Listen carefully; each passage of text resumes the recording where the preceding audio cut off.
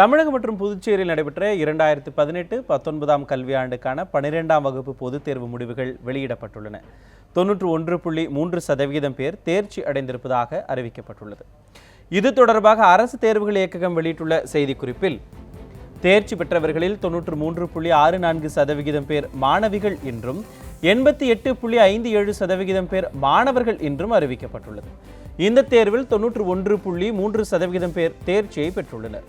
முதல் 3 இடங்களை முறையே திருப்பூர், ஈரோடு, பெரம்பலூர் ஆகிய கல்வி மாவட்டங்கள் பிடித்துள்ளன.